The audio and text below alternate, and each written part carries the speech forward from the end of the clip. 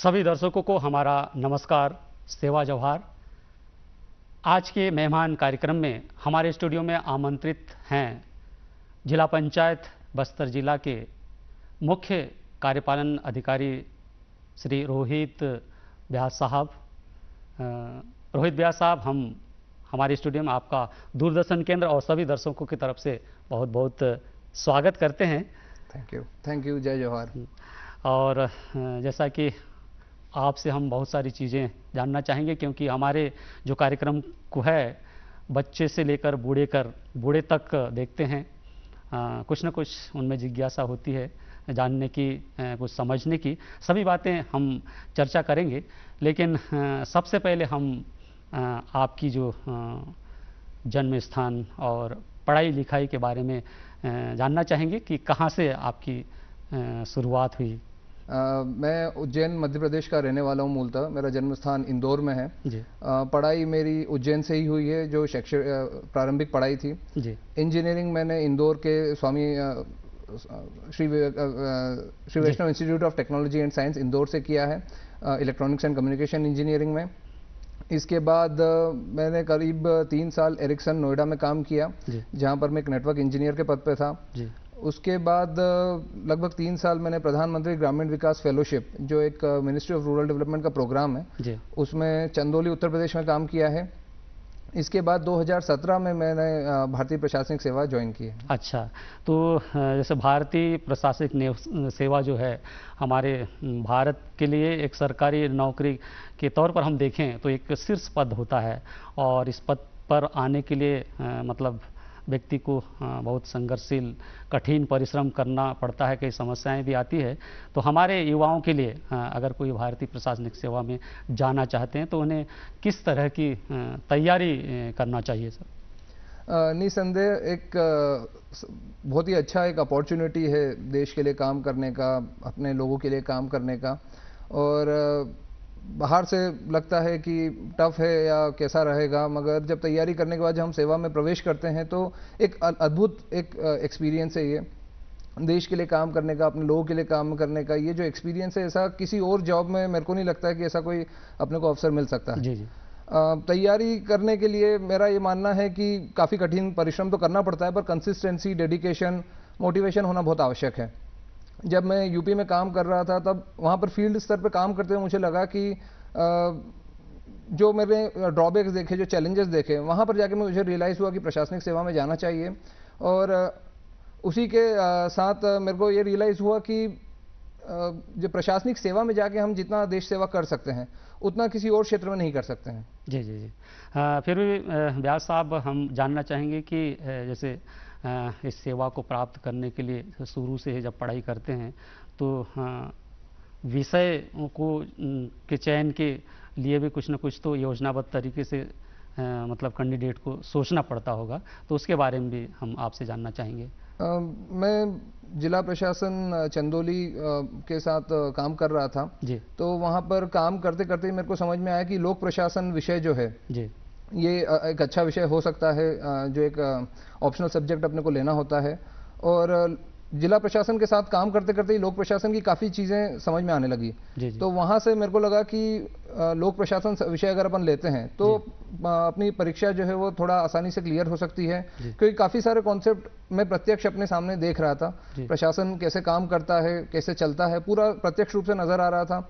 तो वहाँ पर मेरे को ये ऐसा महसूस हुआ कि ये सब्जेक्ट अपने लिए सबसे उपयुक्त होगा, और वहीं पर मुझे प्रेरणा मिली कि अपने को public administration subject civil service की तैयारी में लेना चाहिए। जी जी जी। तो जैसे आप इंजीनियरिंग की शिक्षा और जैसे पब्लिक एडमिनिस्ट्रेशन जो आपने विषय लिया, तो उसमें कोई ऐसा कठिनाई कुछ महसूस तो नहीं हुआ सर? आपको कोई कठिनाई नहीं लगा? शुरू में कठिनाई लगती है, क्योंकि ह्यूमैनिटीज़ के सब्जेक्ट जो होते हैं वो हमारे इंजीनियरिंग के सब्जेक्ट से बिल्कुल अलग होते हैं। मगर मेरा ये मानना है कि अगर चरणबद्ध तरीके से, योजनाबद्ध तरीके से अपन तैयारी करें तो इसमें कोई मुश्किल नहीं आती है। और इंजीनियरिंग में भी हम लोग प्रॉब्लम का सॉल्यूशन निकालना ही सीखते हैं साइंस टेक्नोलॉजी का यूज़ करके। तो यहाँ पर भी लोक प्रशासन में भी वही था। तो मुझे लगता है कि अगर अपना दृढ़ निश्चय है इस चीज़ में कि अपने को एग्ज़ाम क्लियर करना है, और अगर अपने को सब्जेक्ट की पकड़ है, सब्जेक्ट अगर अपने को समझ में आ रहा है, तो प्रिपरेशन करना इतना मुश्किल नहीं रहता है। और इवन इंजीनियरिंग ग्रेजुएट्स हो या कोई भी सब्जेक्ट के ग्रेजुएट्स हो, कोई सा भी सब्जेक्ट जिसमें अगर आपका इंटरेस्ट है तो मेरे को लगता है कि अपन उसका अगर तैयारी सही तरीके से करें, डिसिप्लिन तरीके से करें, प्लानिंग के साथ करें तो इतना कोई मुश्किल नहीं है कि आप कोई से भी विधा में रहकर कोई से भी सब्जेक्ट की तैयारी कर सकते हैं। जी। तो व्यास साहब, भारतीय प्रशासनिक सेवा में आपका कब आना हुआ, पदस्थापना कहाँ हुई शुरुआत से अब तक के बारे में हम आपसे जानना चाहेंगे। मैं 2017 बैच का भारतीय प्रशासनिक सेवा का अधिकारी हूं। 2016 में मैंने परीक्षा दी थी। मैंने जो चॉइस भरते हैं कैडर चॉइस, उसमें छत्तीसगढ़ को दूसरे स्थान पर रखा था। पहले स्थान पर मध्य प्रदेश में जो मेरा होम स्टेट है उसको रखा था। छत्तीसगढ़ में एक कार्य करने का अपने आप में एक विशेष अनुभव होता है क्योंकि नक्सल प्रभावित भी था ये राज्य, और यहाँ पर कठिन चुनौती भी है कि इस ऐसे क्षेत्र में काम करना, तो एक अपने आप में एक अच्छा अनुभव मुझे लगा कि होगा यहाँ पर काम करने का। तो छत्तीसगढ़ को मैंने अपना सेकंड चॉइस भरा था और फॉर्चुनेटली मेरे को छत्तीसगढ़ ही कैडर के रूप में मिला। पहला पोस्टिंग मेरा राजनांदगांव जिले में सहायक कलेक्टर के पद पर हुआ था। जो हमारा सिलेक्शन होने के बाद 1 साल का प्रोबेशन पीरियड होता है, ट्रेनिंग पीरियड होता है, जिसमें हम ऑफिसर ट्रेनिंग होते हैं। तो वो मेरा पोस्टिंग राजनांदगांव जिले के सहायक कलेक्टर के रूप में हुआ था। जी। उसके बाद सर? इसके बाद जो हमारा ट्रेनिंग का होता है सिस्टम, उसमें पहले एकेडमिक ट्रेनिंग होता है, फिर डिस्ट्रिक्ट ट्रेनिंग होता है, फिर वापस एकेडमिक ट्रेनिंग होता है। तो एकेडमिक ट्रेनिंग कंप्लीट करने के बाद जब फुल फ्लेजेड हम सेवा में शामिल हो जाते हैं तो मेरा पहला पोस्टिंग जशपुर में अनुविभागीय अधिकारी SDM के पद पर हुआ था। फिर उसके बाद 1 साल करीब वहां पर कार्य करने के बाद मैं मुख्य कार्यपालन अधिकारी जिला पंचायत मुंगेली के पद पर पदस्थ हुआ। वहां भी लगभग मैंने 1 साल कार्य किया और फिर 2022 में ही जनवरी में मेरी पोस्टिंग जिला पंचायत बस्तर के CEO के रूप में हुई। जी। तो व्यास साहब, अभी लगभग जनवरी में आपने आया और अभी लगभग 8 महीने होने जा रहा है। तो हम सबसे पहले तो आपको जानना चाहेंगे इन 8 महीनों में हमारा जो बस्तर है इसका थोड़ा परिदृश्य, इसका वातावरण आपको कैसा लग रहा है? बस्तर को पहले संक्षेप में ही, मतलब 1-2 दिन के लिए हम लोग जब आए थे छत्तीसगढ़ दर्शन में देखने, तभी देखा था। मगर पिछले 8 महीनों में जो मेरा अनुभव रहा है ये अपने आप में एक अद्भुत अनुभव रहा है। बस्तर जैसा दुनिया में कोई और जगह नहीं होगा, मेरा ऐसा मानना है। यहाँ की संस्कृति, यहाँ की बोली, भाषा, रहन सहन, यहाँ का कल्चर एकदम डाइवर्स है और काफ़ी अलग है। मतलब सिर्फ भारत के अलग दूसरे हिस्सों से ही नहीं, इवन छत्तीसगढ़ के भी अन्य हिस्से जो हैं उससे बस्तर का कल्चर एकदम अलग समझ में आता है, भिन्न लगता है। यहाँ का जो मेला मड़ई है, यहाँ के हाट बाजार हैं, बस्तर में आप कहीं भी चले जाएंगे आपको एक डाइवर्सिटी दिखेगी जो अपने आप में एक बहुत यूनिक चीज़ है। प्राकृतिक संपदाओं का कोई यहाँ पर अभाव नहीं है। टूरिज्म पॉइंट ऑफ व्यू से अगर आप देखें, सांस्कृतिक पॉइंट ऑफ व्यू से देखें, आर्किटेक्चर या हेरिटेज पॉइंट ऑफ व्यू से देखें, तो बस्तर अपने आप में एक पूर्ण एक अपने आप में जगह है।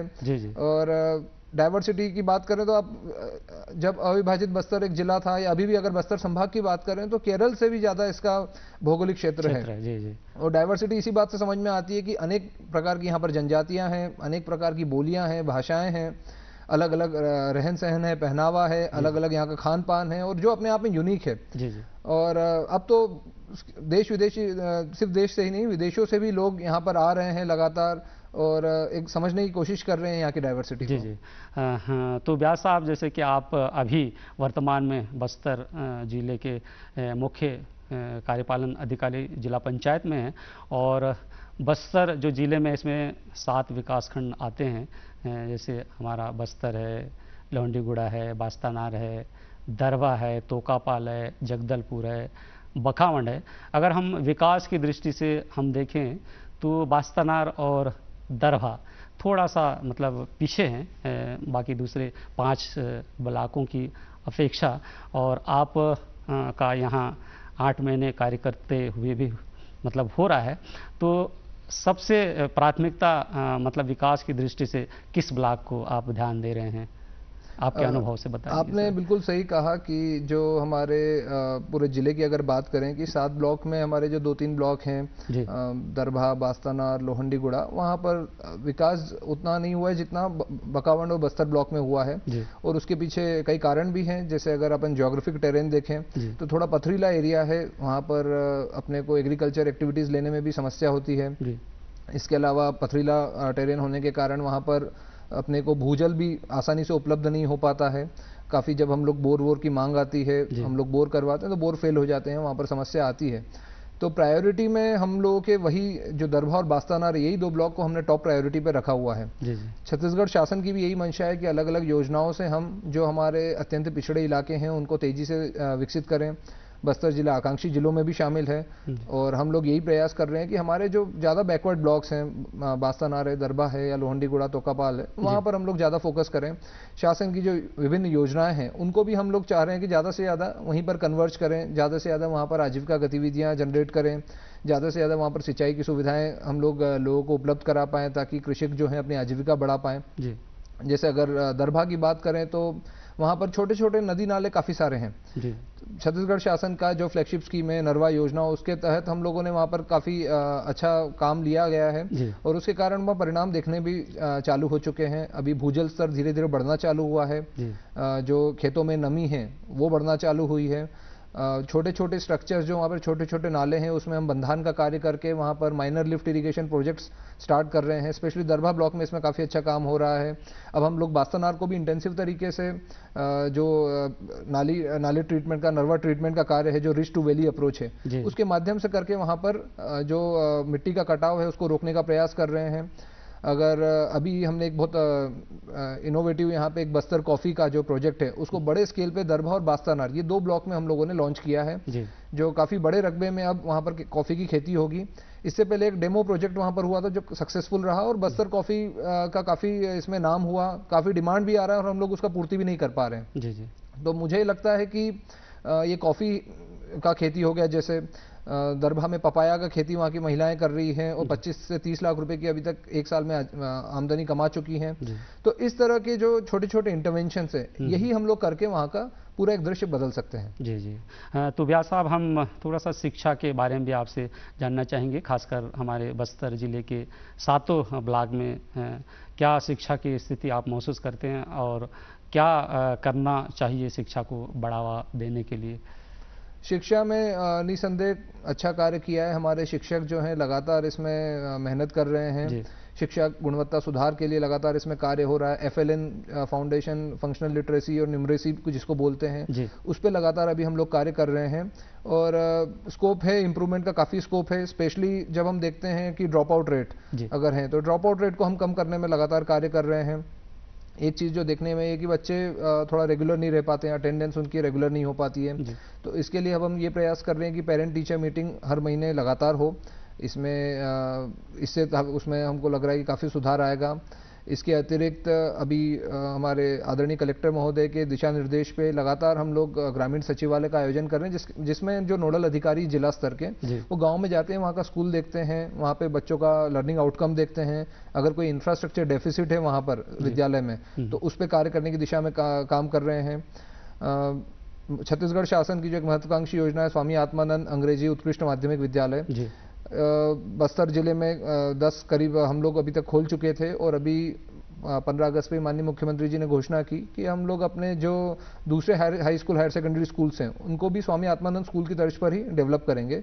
तो इसी में हम लोगों ने 50 स्कूलों का चयन किया है हमारे high school higher secondary schools का पूरे जिले में, जिनको हम स्वामी आत्मानंद के लेवल का एक उत्कृष्ट माध्यमिक विद्यालय, उत्कृष्ट विद्यालय बनाएंगे। प्राइमरी लेवल पे बात करें तो प्राइमरी लेवल पे अभी पूरा काम फंक्शनल लिटरेसी न्यूमरेसी पे है कि जो शिक्षा के आउटकम है उनको बढ़ाया जाए। साथ में जो इंफ्रास्ट्रक्चर डेफिसिट है, छोटा छोटा डेफिसिट, जैसे कि स्कूल जर्जर अगर हो रहा है, स्कूल में शौचालय की समस्या है, तो हमारे नोडल अधिकारी जैसे ही रिपोर्ट हमको लाके देते हैं, हम तत्काल उसको जो भी फंड अवेलेबल होते हैं उनसे सैंक्शन करते हैं।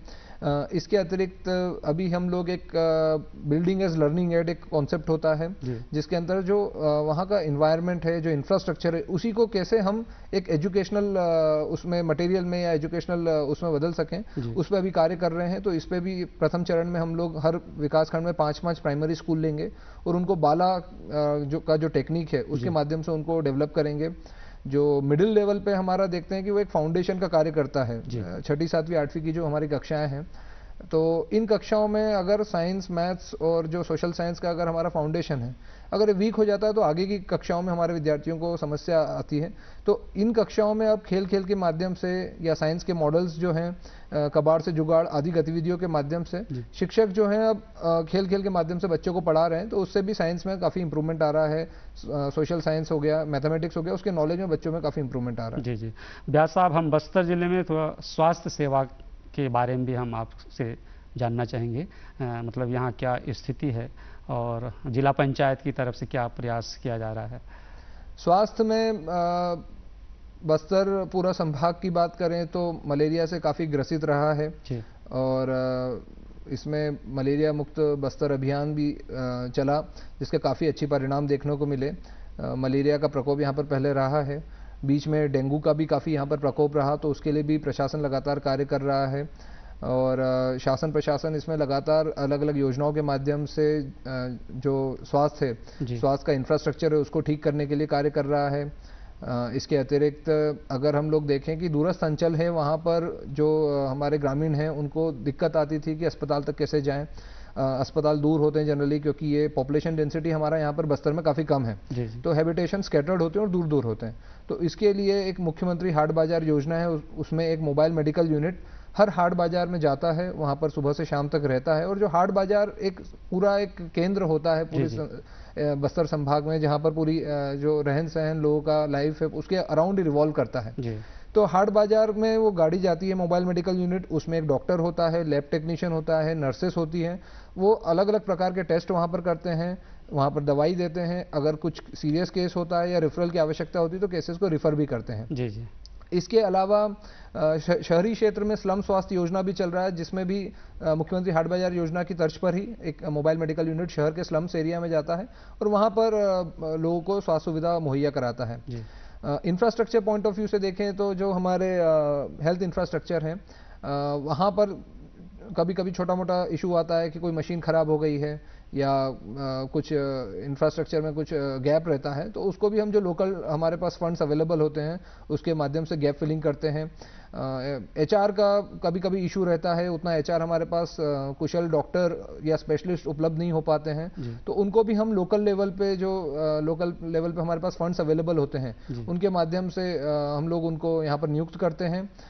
हमारे यहाँ का जो जिला अस्पताल है महारानी अस्पताल, इसकी काफ़ी प्रशंसा की जाती है कि यहाँ पर काफ़ी अच्छा इलाज होता है और आसपास के ज़िलों से भी यहाँ पर लोग इलाज कराने के लिए आते हैं।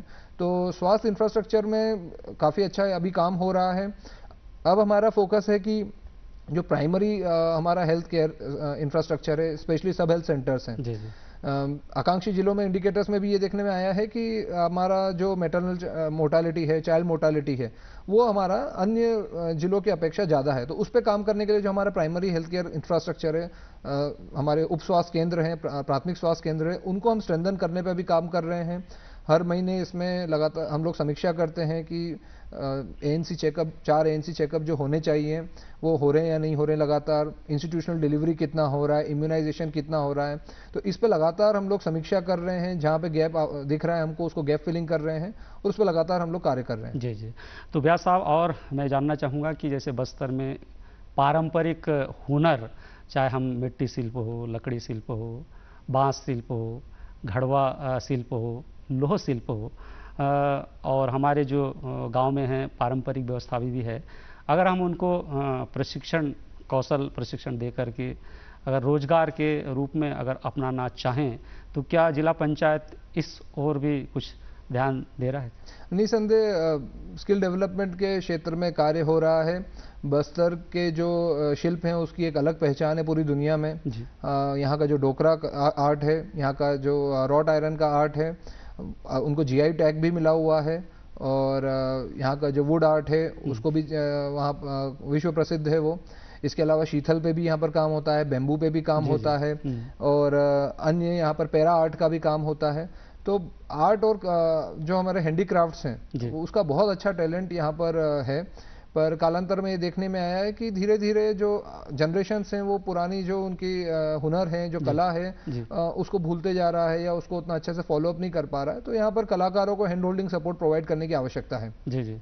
Bastar academy of dance art and literature माननीय मुख्यमंत्री जी और छत्तीसगढ़ शासन के मार्गदर्शन में उसका निर्माण हुआ है। उसका उद्देश्य ये है कि जो यहाँ का आर्ट और कल्चर है उसको प्रिजर्व करना, उसको संरक्षित करना और उसको आगे बढ़ाना। तो उसके माध्यम से हम लोग लगातार प्रशिक्षण के आयोजन कर रहे हैं, जिसमें यहाँ का रॉट आयरन का हो गया, डोकरा आर्ट का हो गया, बैम्बू का हो गया, प्रशिक्षण इसमें लगातार चल रहा है। और उसका ख्याति इतना हो चुका है कि तेलंगाना के जिलों से अब यहाँ पर टीम आती है प्रशिक्षण प्राप्त करने के लिए। इसके अलावा जो हमारे ट्रेडिशनल यहाँ के जो आर्टिसन विलेज हैं, चिलकोटी हो गया, परचनपाल हो गया, वहाँ पर भी लगातार हम लोग एक्सपोजर विजिट्स कराते हैं। जो हमारे अपकमिंग आर्टिसंस हैं उनको वहाँ पर ले जाते हैं और वहाँ पर विजिट कराते हैं। और मेन इसमें चैलेंज आता था मार्केटिंग का, कि प्रोडक्ट तो हमारे यहाँ बहुत अच्छे बन जा रहे हैं, तो एक इसमें मार्केटिंग का चैलेंज आता है और दूसरा आता है डिजाइन का, कि इनोवेटिव डिजाइन उसमें कैसे इनकलकेट करें। तो इसके लिए जिला प्रशासन ने एक बस्तर कलागुड़ी नाम से एक सोसाइटी बनाई है, संस्था बनाई है, एक इनिशिएटिव स्टार्ट किया है। उसका उद्देश्य ये है कि जो NID या NIFT जैसे संस्थान है उनके साथ टाई अप करके जो हमारे कला है उसमें नए नए हम लोग इनोवेशन क्या कर सकते हैं, नए नए डिज़ाइन कैसे बना सकते हैं ताकि उनका मार्केटेबिलिटी बढ़े।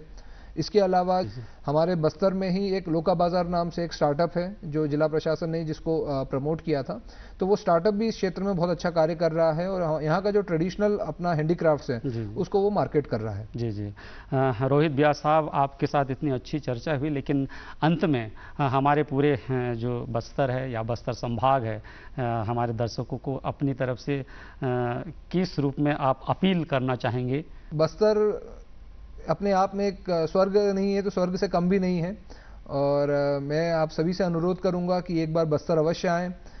सिर्फ टूरिज्म पॉइंट ऑफ व्यू से नहीं, अगर आप हेरिटेज में इंटरेस्ट रखते हैं, आर्किटेक्चर में इंटरेस्ट रखते हैं, कल्चर में इंटरेस्ट रखते हैं, वो सभी का समावेश आपको बस्तर ज़िले में मिलेगा। यहाँ पर टूरिज़्म के लिए बहुत अच्छे हमारे पास वाटरफॉल्स हैं, ट्रैकिंग रूट्स हैं, होम स्टेज अवेलेबल है यहाँ पर हेरिटेज वॉक भी हम लोग ऑर्गेनाइज करवा रहे हैं। तो मेरा जितने भी हमारे दर्शक हैं, श्रोता हैं, जो देख रहे हैं, सुन रहे हैं, उन सभी से एक बार निवेदन है कि बस्तर अवश्य आएँ। बस्तर आकर आप अपने आप को भूल जाएंगे, ये उस तरह की जगह है। और अंत में मैं एक बार फिर से धन्यवाद देना चाहूँगा दूरदर्शन को कि आपने मुझे अवसर दिया कि मैं ज़्यादा से ज़्यादा लोगों से जुड़ सकूँ और बस्तर का जो कल्चर है उसको लोगों तक पहुंचा सकूं। धन्यवाद। रोहित व्यास साहब, आपने इतने व्यस्तता के बावजूद भी हमारे आमंत्रण को स्वीकार किया और आपसे इतनी अच्छी बस्तर के विकास के बारे में चर्चा भी, जिला पंचायत क्या क्या हमारे बस्तर के लोगों के लिए, उनकी उन्नति के लिए, उनके विकास के लिए क्या क्या काम कर रहा है, ये सभी जानकारियों के लिए आपको बहुत बहुत धन्यवाद। धन्यवाद।